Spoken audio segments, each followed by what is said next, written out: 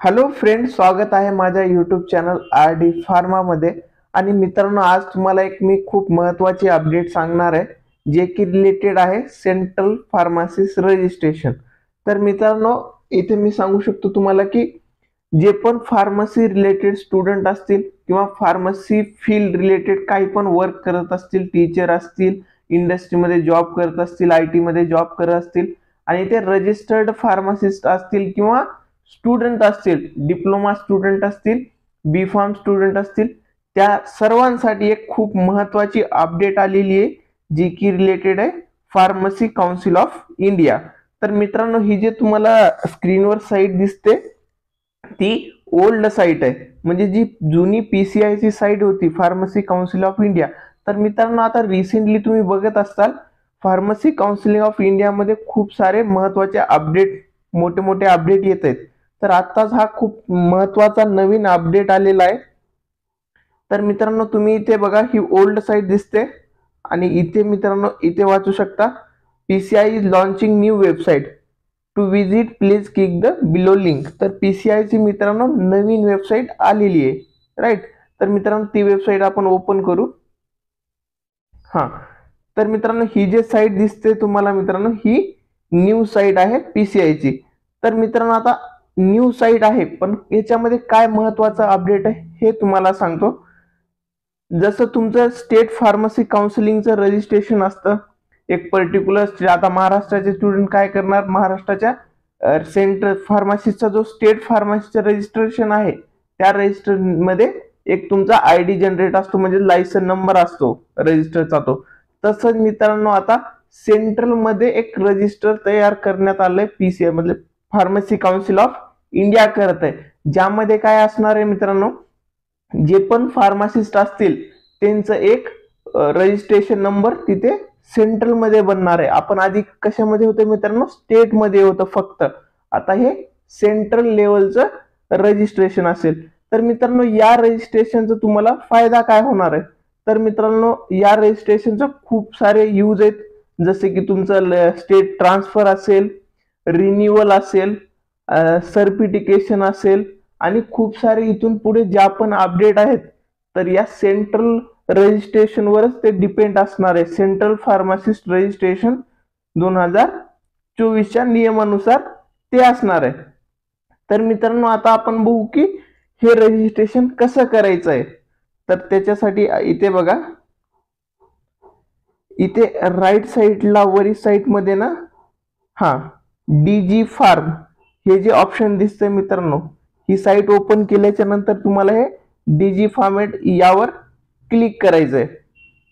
इथे मित्रांनो PCIचं हे वेलकमचं ओपन झालेलं आहे. तर इथे बघा मित्रांनो, इथे दोन ऑप्शन दिलेले आहेत, एक आहे साइन इन आणि एक आहे PCI digital sign in android. तर मित्रांनो, पहिल्यांदा तुम्हाला इथे साइन इन करता येणार नाही, त्यासाठी तुम्हाला मित्रांनो इथे रजिस्ट्रेशन मेनू मध्ये आधी रजिस्ट्रेशन करावे लागेल. तर इथे मित्रांनो, इथे तुम्हाला ऑप्शन दिसत असेल पहिल्यांदा इन्स्टिट्यूट. तर हे इन्स्टिट्यूट मित्रांनो, हे न्यूली जे कॉलेज आहेत, जे कॉलेजेस आहेत त्यांच्यासाठी हे ऑप्शन युजफुल आहे. आणि नंतर मित्रांनो, इथे रजिस्ट्रेशनसाठी सेकंड ऑप्शन दिसत असेल स्टुडंट. आता हे स्टुडंट ऑप्शन कोणाकोणासाठी हेल्प करणार आहे, तुम्ही B pharm first year, second year, third year या इयर मध्ये असताल तर त्या सर्व स्टुडंटसाठी तुम्हाला हे ऑप्शन यूज करता येणार आहे रजिस्ट्रेशनसाठी.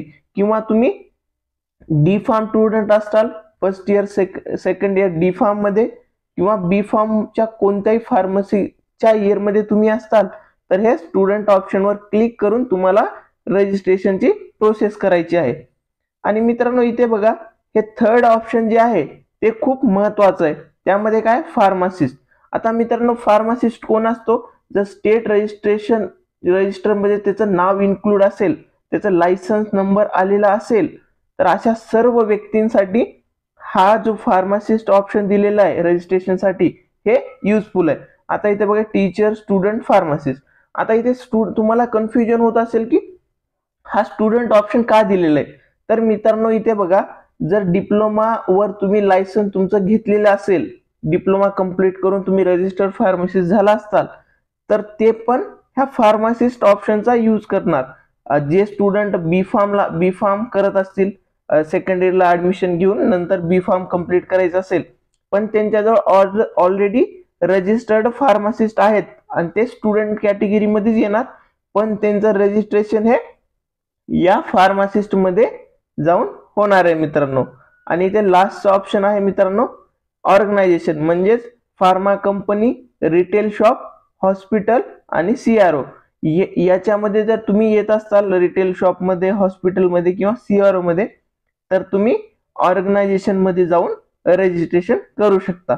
तर मित्रांनो इथे आपण फार्मासिस्टचा बघू की रजिस्ट्रेशन मध्ये काय काय इन्फॉर्मेशन रिक्वायर्ड आहे, काय काय इन्फॉर्मेशन लागणार आहे, डॉक्युमेंट कोणते कोणते लागणार आहेत ते आपण या व्हिडिओमध्ये बघूत मित्रांनो. हा, आता ही ओपन केलेलं आहे मी. ही ओपन केल्याच्या नंतर इथे बघा मित्रांनो, तर pharmacist registration form, teacher, student आणि फार्मासिस्ट, जे पण आपल्या स्टेट फार्मासिस्टचा लायसन होल्ड करत असतील, लायसन नंबर असेल, अशा स्टुडंटला यामध्ये रजिस्ट्रेशन करता येणार आहे. आणि आपले महाराष्ट्र स्टेट फार्मसी काउन्सिलिंगचे जे पण स्टुडंट आहेत त्यांनी करून घ्या मित्रांनो. इथे बघा पहिलं ऑप्शन आहे प्रोफेशन. आता यामध्ये मित्रांनो प्रोफेशन मध्ये बघा तुम्हाला टाकायचं, इथे बघा खूप सारे ऑप्शन येतात. कम्युनिटी फार्मासिस्ट, हॉस्पिटल फार्मासिस्ट, हे खूप सारे ऑप्शन आहेत. Teaching pharmacist, industrial pharmacist. जर समजा तुम्ही प्रोडक्शन मध्ये वर्किंगला असता सध्या, तर इंडस्ट्रियल फार्मासिस्ट तुम्हाला सिलेक्ट करायचंय मित्रांनो. आणि जर तुम्ही मार्केटिंग मध्ये असताल तर तुम्हाला मार्केटिंगचं म्हणजे मार्केटिंग करत असाल तुम्ही, तर marketing pharmacist, non practice pharmacist, lab technician pharmacist, इथे खूप सारे ऑप्शन दिलेले आहेत. आणि तुम्ही मेडिकल शॉप मध्ये काम करत असाल तर हॉस्पिटल फार्मासिस्टचा ऑप्शन आहे. खूप सारे ऑप्शन ते सिलेक्ट करायचे तुमच्या प्रोफेशन नुसार. नंतर हेच आहे. आणि इथे बघा मित्रांनो तुमचं नाव टाकायचं आहे, नंतर middle name, last name, mobile number टाकायचंय, तुमचं जे पण ईमेल आयडी असेल ते फिल करायचं इथे. नंतर तुम्हाला डॉक्युमेंट, इथे 2 डॉक्युमेंट लागणार आहेत मित्रांनो.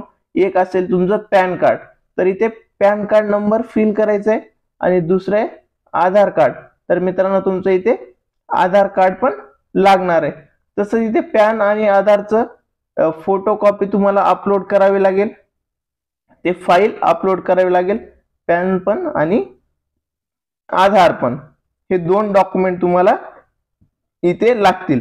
आणि मित्रांनो एक महत्वाचं म्हणजे तुमचं जे स्टेट फार्मसी काउन्सिलिंगचा नंबर आहे तो इथे सिलेक्ट करायचा आहे, तो रजिस्ट्रेशन नंबर इथे टाकायचा आहे.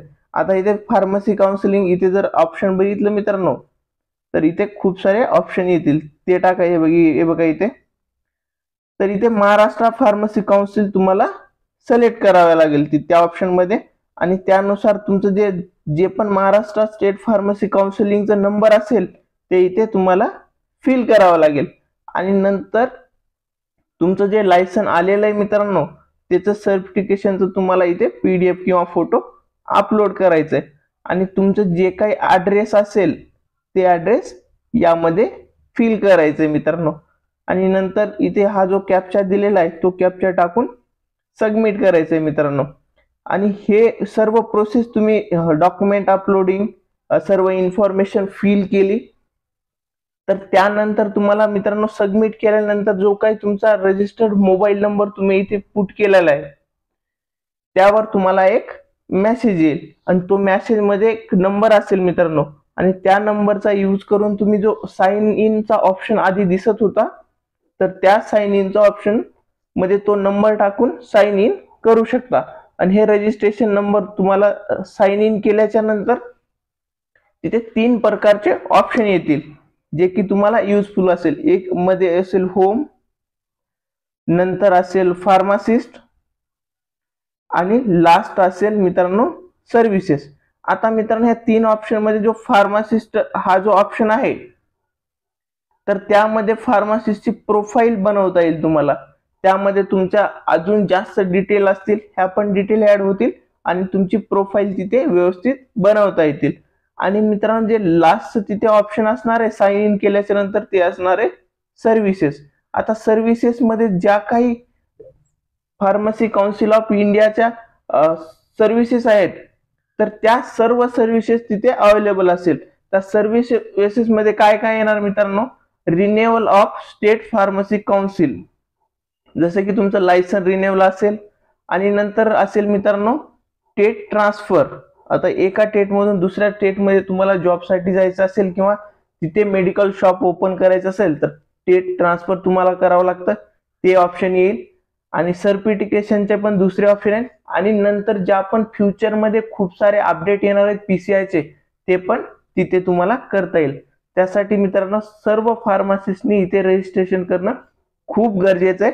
तुम्ही रजिस्ट्रेशन करून घ्या आणि तुमचे काही डाऊट असतील ते मला कमेंटमध्ये विचारा. आणि महत्त्वाच्या अपडेटसाठी माझ्या टेलिग्राम चॅनलला जॉईन करा मित्रांनो. थँक्यू.